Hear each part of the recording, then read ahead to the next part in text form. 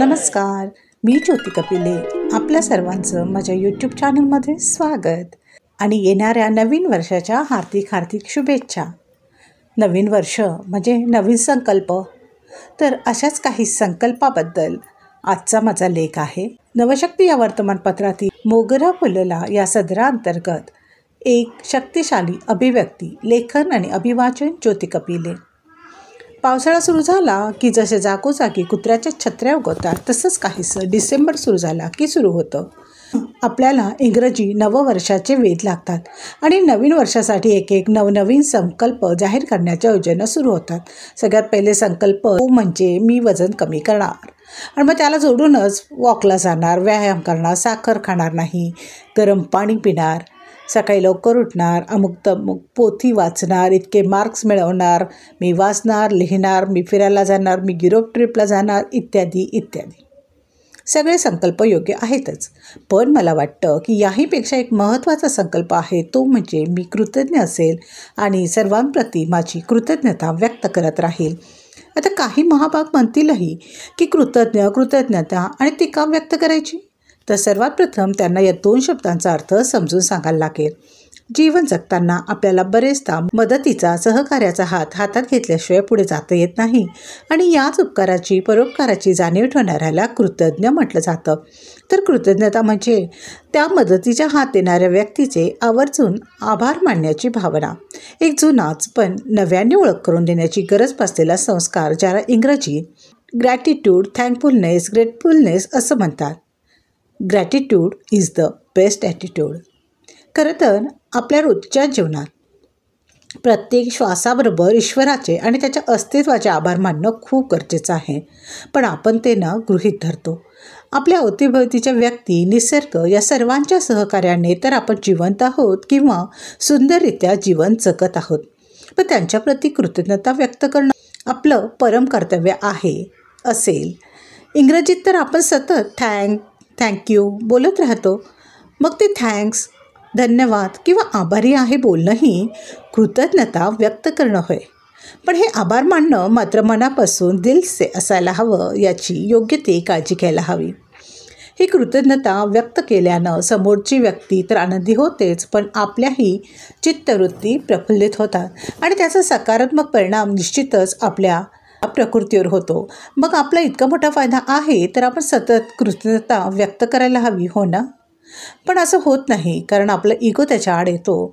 कधीकधी समोरची व्यक्ती आपल्यापेक्षा वयाने, हुद्द्याने, सामाजिक, सांस्कृतिक स्थितीने लहानही असू शकते, पण त्याचा बाऊ न करता आज आपण सुस्थितीत आहोत किंवा अंधारातून बाहेर पडलो आहोत, हे त्या अंधारात दिवा धरलेल्या व्यक्तीमुळेच. त्यामुळे त्याची कृतज्ञता तर व्यक्त करायलाच हवी. नुकताच नाशिकला आजीच्या पुस्तकांच्या हॉटेलमध्ये एक कृतज्ञता सन्मान सोहळा झाला. तर या सोहळ्याची मी एक साक्षीदार, सन्माननीय व्यक्ती होते.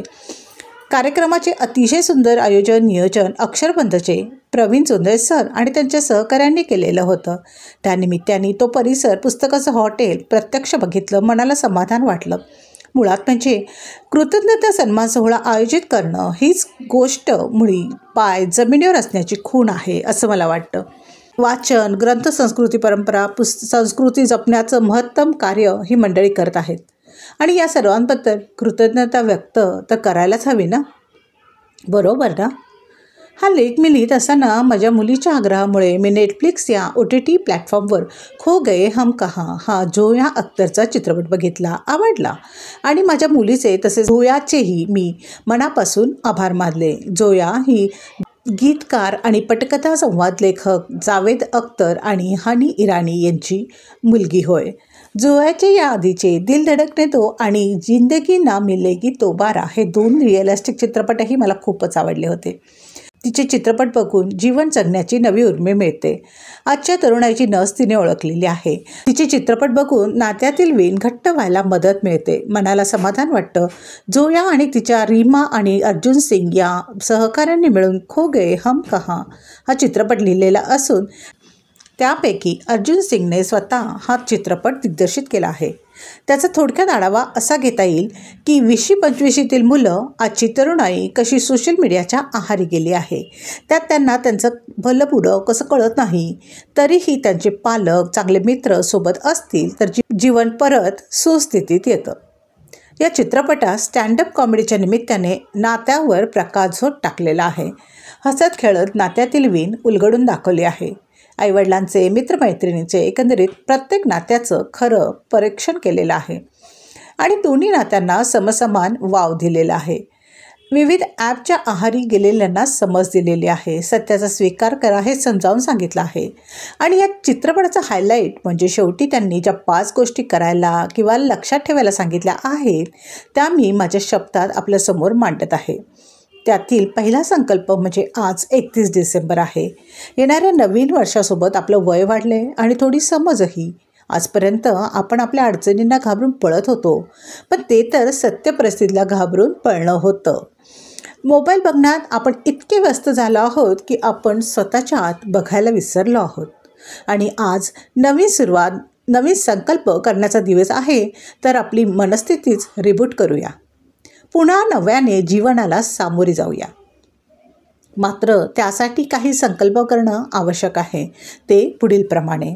पहिला संकल्प, डोळे फोनमध्ये नाही तर जगाकडे बघण्यासाठी असू द्या. जीवन साधेपणानं पण सच्चाईनं खरेपणाने जगा.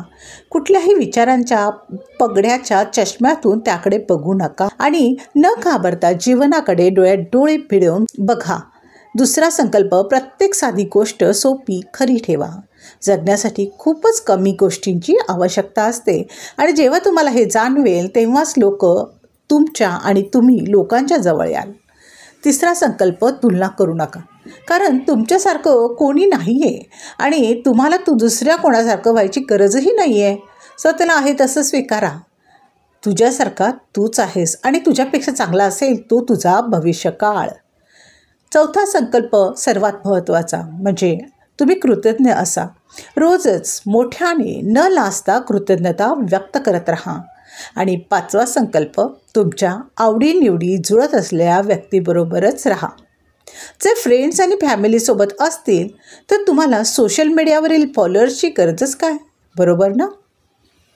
मंडळी, कृतज्ञता ही प्रेमाची, दयेची, करुणेची एक शक्तिशाली अभिव्यक्ती आहे आणि ती तुमच्या जीवनात चमत्कार घडवत असते.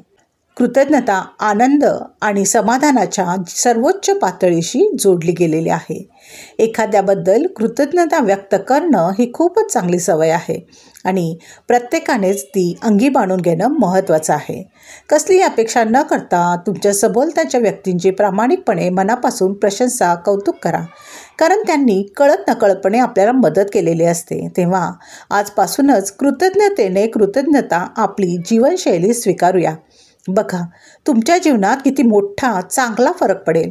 आणि मला वाटतं जेव्हा आपण कृतज्ञ असतो, कृतज्ञता मानतो, तेव्हा आपलं जीवन खूप सुंदर होतं.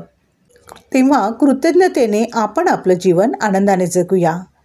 नवशक्ती या वर्तमानपत्राच्या सर्व संपादकीय विभागाचेही मनापासून आभार. कारण त्यांच्यामुळेच तर हा मोगरा फुलला आहे, तुमच्यापर्यंत पोचला आहे. सर्वात महत्त्वाचं म्हणजे त्या परमपिता परमेश्वराबद्दलही अपार प्रेम, कृतज्ञता. एकंदरीत काय, सर्वांप्रतीच अपार कृतज्ञता. धन्यवाद. आत्ताच आपण लेख ऐकला. त्या लेखाचं शीर्षक होतं एक शक्तिशाली अभिव्यक्ती. लेखन आणि अभिवाचन ज्योती कपिले. तर मंडळी, आपल्याला हा लेख कसा वाटला हे आम्हाला जरूर कळवा. माझ्या चॅनलला लाईक, शेअर, सबस्क्राईब जरूर करा. भेटूया लवकरच पुन्हा एका नवीन व्हिडिओसह. तोपर्यंत वाचत राहा, लिहित राहा, व्यक्त होत राहा. आपली आणि आपल्या स्वकीयांची काळजी घ्या. कृतज्ञता व्यक्त करत राहा. थँक्यू.